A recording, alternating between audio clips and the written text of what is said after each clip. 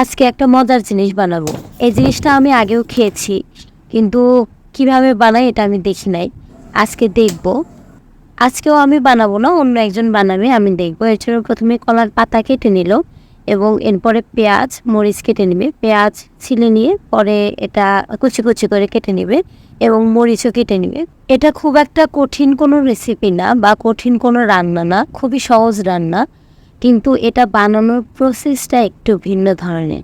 এটা যেখানে বানানো হবে সেটা হচ্ছে ছায়ের মধ্যে। এদিকে ধান সিদ্ধ করার জন্য বড় বড় চুলা আছে, সেই চুলাগুলোতে আজকে পিঠাটা বানাবে। আজকে সকালেই ধান সিদ্ধ করেছে, এরপর সেই চুলাতে এই পিঠাটা বানাবে। তো ভাবলাম আমি একটু ভিডিও করি। তো প্রথমে পেঁয়াজ মরিচ কেটে নিল, এরপর আটাটা চেলে নিল। আটাটা কেউ চেলে নিতেও পারে, নাও নিতে পারে, ও চেলে নিল। এরপরে হচ্ছে হলুদ, জিরার গুঁড়া, আদা রসুন বাটা এবং তেল দিল, দিয়ে পানি দিয়ে মাখিয়ে নিবে। একদম সাধারণ যেভাবে ঝালের পিঠা বানাই সেভাবেই, কিন্তু এটা বানানো হবে ওই চুলাতে। ও শুধু ময়দা নিয়েছে, কিন্তু এখানে চালের গুঁড়া সহ নিলে খুবই ভালো হয়, কারণ ময়দা সহজে শক্ত হবে না, এটা নরমই থেকে যাবে। আর এই চুলাগুলোতে পিঠা পোড়া দিলে খুবই শক্ত হয়, সেটাই ভালো লাগে। ময়দা দেওয়ার কথাই মনে ছিল, চালের গুঁড়া দেওয়ার কথা মনে ছিল না।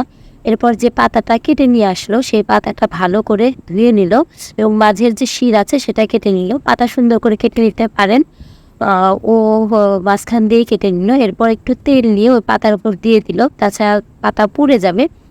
এটা কিন্তু কলার পাতা ছাড়াও খাতার কাগজ দিয়েও বানানো যাবে, কিন্তু ভেতরে কলার পাতা দিলে ভালো হয়। খাতার কাগজ পুড়ে যাওয়ার সম্ভাবনা থাকে।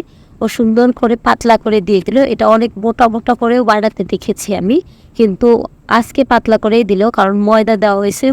ময়দা এমনিতেই নরম থাকবে, আবার বেশি মোটা করে দিলে সেটা আর শক্ত হবে না। এরপর ভালো করে এটা বেঁধে দিল। ও আসলে সুন্দর করে বাঁধতে পারে নাই। এদিকে বৃষ্টি চলে আসছে, আমরা বৃষ্টির মধ্যেই নিয়ে যাচ্ছি, পোড়া দিয়ে রাখবো, কারণ বিকাল হয়ে যাচ্ছে, রাত হয়ে যাবে। আবার রাত হইলে দেখা যাবে না। প্রথমে একটা লাঠি দিয়ে ছাইটা সরিয়ে নিল এবং ওর মধ্যে দিয়ে দিল এবং ভালো করে ছাই দিয়ে ঢাকা দিয়ে দিল। আমরা কিছুক্ষণ পর যে দেখলাম আসলে হয়েছে কিনা, কিন্তু কিছুক্ষণ পরে যে দেখে আসলে কিছুই হয়নি। আমরা বের করার পরে দেখলাম, একটু খুলে দেখলাম যে কিছু হয়নি, পরে আবার দিয়ে দিলাম। এরপর আমরা 2-3 ঘন্টা পরে 2-3 ঘন্টা পরে এসে ও আবার বের করলো। বের করার পরে একটা প্লেটে তুলে নিল। আমরা যে একটু খুলে দেখলাম যে কেমন হয়েছে, কিন্তু খুলে দেখার পরে আমি পুরোটাই হতাশ, কারণ এখনও ঠিকভাবে শক্ত হয়নি। ময়দা আছে, এজন্য মনে হয় শক্ত হচ্ছে না, বা এরকমই হয় কিনা আমি জানি না। এরকম হয় না, কারণ আমি অনেক শক্ত হতে দেখেছি। এরপর আবার কাগজ দিয়ে পেঁচিয়ে দিল, যেহেতু কলার পাতা উপরে নষ্ট হয়ে গেছে, দড়ি কেটে ফেলেছে।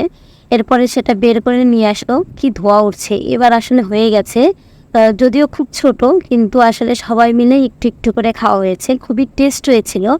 আসলে ছায়ের যে একটা পোড়া পোড়া গন্ধ, এই গন্ধের কারণেই খুব ভালো লাগছিল, খুবই টেস্ট হয়েছে। এরপরেও আমি আবার একটু চেষ্টা করব বানানোর জন্য। ও কাটছে, কেটে সবাইকে অল্প একটু করে দিচ্ছে, আমিও খেলাম এবং পাশে কিছু ছোট বাচ্চারা ছিল, ওরাও একটু একটু করে খেলো।